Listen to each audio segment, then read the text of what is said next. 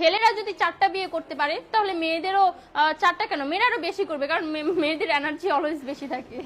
ছেলেরা যদি 4টা বিয়ে করতে পারে তাহলে মেয়েরা পারবে না কেন? অবশ্যই পারবে, কারণ নারী পুরুষ সমান অধিকার। আর যদি একটা কথাই চিন্তা করি তাহলে মেয়েদের চেন কোনো কাজে লাগে না, চেন খুলে মুতার অধিকার তো তাদেরও আছে। মালে আসেন, একটা চাবি দিয়া যদি 4টা তালা খোলা যায় ওটাকে বলা হয় মাস্টার কি, আর একটা তালা যদি 4টা চাবিতেই খুলে সেটাকে বলা হয় খাঙ্কি।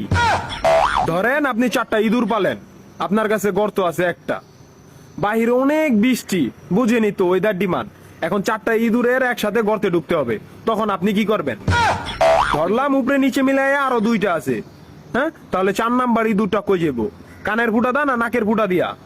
হ্যাঁ, তার মধ্যে মাসের মধ্যে 7 দিন থাকে লকডাউন। আমি মানি, আমি না শুধু সবাই মানে মেয়েদের অনেক পাওয়ার, মেয়েদের অনেক এনার্জি। তাহলে দেশের মধ্যে ঘন ঘন লোডশেডিং হয় কেন? আমার মাথায়